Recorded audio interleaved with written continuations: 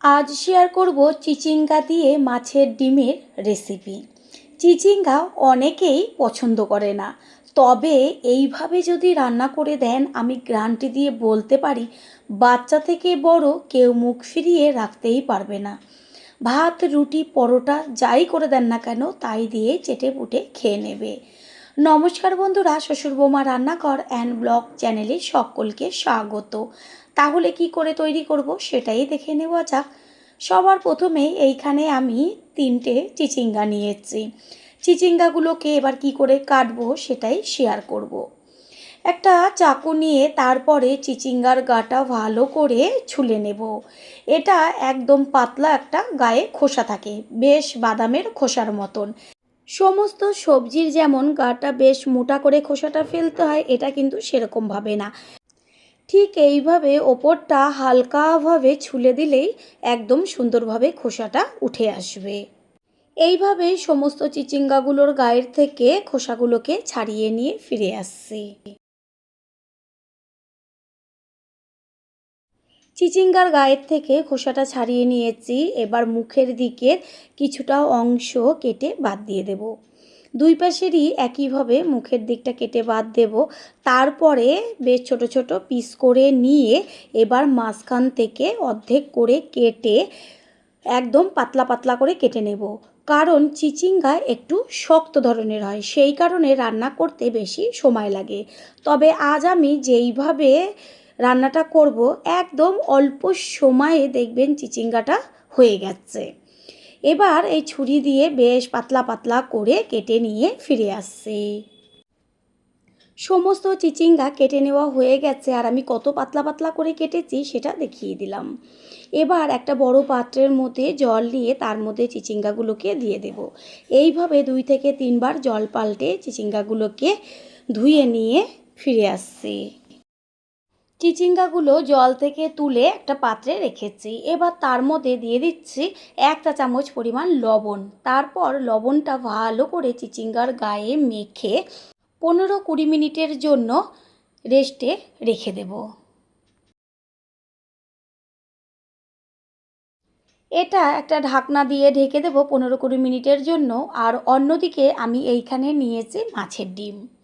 মাছের ডিমটাকে ভালো করে জল দিয়ে ধুয়ে রেখেছি। এবার হাত দিয়ে চটকে নেব সম্পূর্ণ ডিমটাকে। ডিমের মধ্যে দিয়ে দেব হাফ চা চামচের থেকেও কম পরিমাণ হলুদ আর লবণ। দেব 1 চা চামচ পরিমাণ বেসন। তারপরে সব কিছু দিয়ে ডিমের সাথে আবারও ভালো করে মেখে নেব।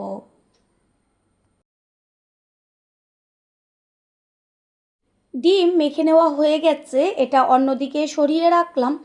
আর এদিকে গ্যাসের ওভেনে কড়াইটা বসিয়ে কড়াই ভালো করে গরম করে নিয়ে দিয়ে দিয়েছি সর্ষের তেল। তেলের মধ্যে ফোড়ন দিচ্ছি একটা শুকনো লঙ্কা। রান্নাটা আমি সর্ষের তেলে করব, আর সর্ষের তেলেই বেশি টেস্টি হয়। যদি আপনারা মনে করেন সাদা তেল দিয়ে করতে পারেন। দিয়ে দিচ্ছি 1 চা চামচ পরিমাণ কালো জিরে। চিচিঙ্গার সাথে কালো জিরের কম্বিনেশনটাই ভীষণ ভালো যায়। এবার সুন্দর গন্ধ বেরোচ্ছে ফোড়নের থেকে, তারপর দিয়ে দিয়েছি থেতো করে নেওয়া রসুন। এইখানে আমি 10-11 কোয়া রসুন থেতো করে দিয়েছি। যদি কারো রসুনটা পছন্দ না হয় তাহলে অবশ্যই তারা ব্যবহার করবেন না, তবে রসুন দিলে দারুণ একটা গন্ধ বেরোয়। এবার এর মধ্যে দিয়ে দিয়েছি ঝালের জন্য কাঁচা লঙ্কা আর কুচিয়ে নেওয়া পেঁয়াজ। চিচিঙ্গার মধ্যে পেঁয়াজের পরিমাণটা একটু বেশি দিলে তাহলে টেস্টটা আরও বেশি টেস্টি হয়, সেই কারণে আমি এইখানে 2টো বড় সাইজের পেঁয়াজ ব্যবহার করেছি। দিয়ে দিচ্ছি তাড়াতাড়ি মজে যাওয়ার জন্য লবণ। লবণটাকে মিশিয়ে নেব। এবার একসাথে ভাজা হতে থাক। চিচিঙ্গা তো অনেক রকমভাবে তৈরি করে খেয়েছেন, একবার এইভাবে তৈরি করে খেয়ে দেখুন, তারপরে সে কমেন্ট করে জানিয়ে যাবেন যে সকলে কেমন খেয়েছিল। আমি বারবার বলছি একবারের জন্য হলেও তৈরি করবেন। পেঁয়াজটা বেশ হালকা একটা গায়ে কালার এসছে। যখন দেখবেন পুরো লাল লাল হয়ে গেছে পেঁয়াজটা ভাজা, ঠিক তখনই গ্যাসের ফ্লেম লোতে রেখে এর মধ্যে দিয়ে দেব 1 চা চামচ ধনের গুঁড়ো, 1 চা চামচ জিরের গুঁড়ো, আর দেব কালারের জন্য কাশ্মীরি লঙ্কার গুঁড়ো। ঝালের জন্য তো কাঁচা লঙ্কাই ব্যবহার করেছি। এবার ভালো করে মিশিয়ে নেব। কোনো রকম জল ব্যবহার করব না। ঠিক এইভাবে গ্যাসের ফ্লেম লোতে রেখে জিরে ধনের গুঁড়োটাকে বেশ ভেজে নিতে হবে। যখন সুন্দর ভাজা একটা গন্ধ বেরোবে, আর এদিকে চিচিঙ্গার মধ্যে যে লবণ মাখিয়ে 15-20 মিনিট রেখেছিলাম সেটার থেকে কতখানি জল ছেড়েছে। এই যে জলটা ছেড়েছে, আর এতে চিচিঙ্গাটা একদম নরম হয়ে গেছে লবণ দেওয়ার কারণে। আর দেখবেন চিচিঙ্গার মধ্যে একটা কেমন গন্ধ আসে, সেটাও আর আসবে না। চিচিঙ্গাটা সম্পূর্ণ দিয়ে দিয়েছি জল সমেত, আর এর মধ্যে দিয়ে দিচ্ছি কালারের জন্য হলুদ গুঁড়ো। ভালোভাবে মিশিয়ে নেব। আর কোনো রকম এই রেসিপিতে জল ব্যবহার করব না। এই যে জলটা বেরিয়েছে, এতে চিচিঙ্গা খুব সুন্দরভাবে সিদ্ধ হয়ে যাবে। আর নরম তো হয়ে গেছে আগে, আরও তাড়াতাড়ি হবার জন্য ঢাকনা চাপা দিয়ে দিয়েছি। আর এই দিকে গ্যাসের অন্য ওভেনে একটা ফ্রাই প্যান বসিয়েছি, তার মধ্যে দিয়ে দিচ্ছি সর্ষের তেল। আপনারা চাইলে সাদা তেলও ব্যবহার করতে পারেন, তবে সর্ষের তেলটা দিয়ে রান্না করলে টেস্টটা একটু বেশি হয়। একদম অল্প পরিমাণের মধ্যে তেল দিয়ে দেব, 2 চা চামচ মতন তেল দিলেই হয়ে যাবে। যেহেতু ননস্টিক, সেই কারণে তেল একদম বেশির কোনো রকম প্রয়োজন নেই। তেলটা গরম হয়ে গেছে, গ্যাসের ফ্লেম লোতে রেখে আস্তে করে মেখে নেওয়া ডিমটা এক জায়গায় দিয়ে দেব। তারপর খুন্তি দিয়ে একটু চারদিকে ছড়িয়ে দেব। মাছের ডিম হতে বেশি সময় লাগে না, একদম অল্প সময়ে ডিম ভাজা হয়ে যায়। ঠিক এইভাবে খুন্তি দিয়ে বেশ চারদিকে একটু ছড়িয়ে দিচ্ছি। গ্যাসের অন্য ওভেনে তো চিচিঙ্গাটা হচ্ছে। পুরনো বন্ধুদের সবসময় আমাদের পাশে এইভাবে ভালোবেসে থেকে এগিয়ে নিয়ে যাবার জন্য অনেক অনেক ভালোবাসা।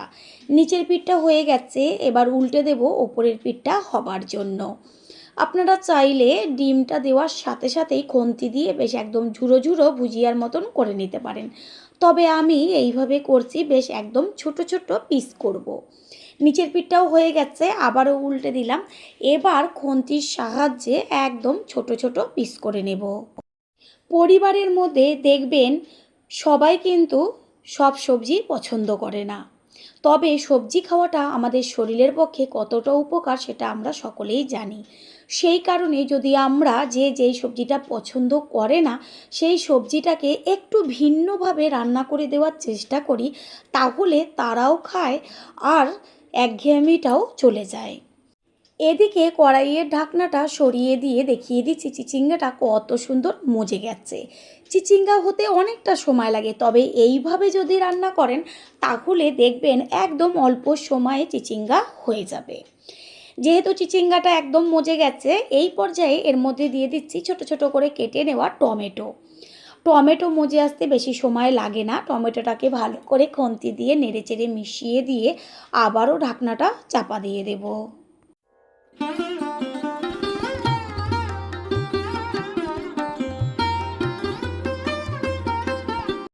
প্রথমবার যারা আমাদের চ্যানেল ভিজিট করছেন তাদের আন্তরিক শুভেচ্ছা ও অনেক ভালোবাসা। আমাদের রেসিপিগুলো যদি ভালো লেগে থাকে সাবস্ক্রাইব করে দেওয়ার অনুরোধ রইল, ও পাশে থাকা বেল আইকনে ক্লিক করলে পরবর্তী ভিডিওগুলো সবার আগে আপনাদের কাছে পৌঁছে যাবে। একটু বাদে ফিরে এসে কড়াইয়ের ঢাকনাটা সরিয়ে দিয়ে টমেটো আর চিচিঙ্গাটাকে একটু ভেঙে চুড়ে দেবো খুন্তি দিয়ে। কত সুন্দর একটা মাখা মাখা ভাব হয়ে এসছে। এই পর্যায়েই এর মধ্যে দিয়ে দেব ওই যে একদম ছোট ছোট করে টুকরো করে রেখেছি ডিমগুলো, সেই ডিমটাকে দিয়ে ভালো করে নেড়েচেড়ে মিশিয়ে নিতে হবে।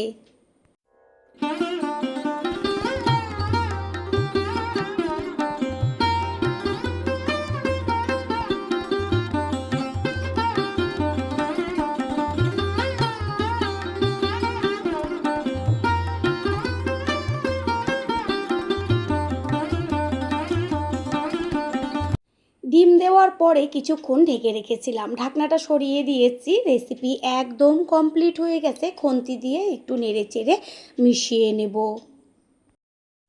টেস্টটা আরও টেস্টি হবার জন্য দিয়ে দিচ্ছি ছোটো চামচের 1 চা চামচ পরিমাণ গরম মশলার গুঁড়ো। গরম মশলার গুঁড়োটাকে মিশিয়ে নেব। এবার গ্যাস অফ করে দেব। রেসিপি একদম কমপ্লিট হয়ে গেছে। গ্যাস অফ করে দিয়েছি। সবশেষে দিয়ে দিচ্ছি 1 চা চামচ পরিমাণ গাওয়া ঘি। ঘিটাকে মিশিয়ে নিয়ে তারপর কিছুক্ষণ ঢাকনাটা চাপা দিয়ে দেব।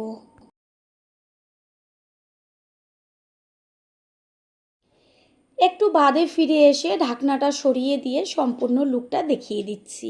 এটা কিন্তু ঝোলঝোল হবে না, বেশ এরকম গামাখা হবে। গরম গরম ভাত, রুটি, পরোটা সমস্ত কিছু দিয়েই একদম জমে যাবে। এবার একটা প্লেটে তুলে নেব। তৈরি হয়ে গেল আজকের রেসিপি। আশা করি রেসিপিটি ভালো লাগলো। আর যদি ভালো লেগে থাকে একটা লাইক, কমেন্ট, পারলে একটা শেয়ার করে অবশ্যই জানাবেন। আপনাদের দেওয়া একটা লাইক ও লাইকের পাশে থাকা হাইপ আর একটা শেয়ার আমাদের কাছে অনেক অনেক গুরুত্বপূর্ণ। All friend, thanks for watching my video. আপনারা সকলে ভালো থাকবেন, সুস্থ থাকবেন। আবারও দেখা হবে অন্য কোনো রেসিপির এপিসোডে।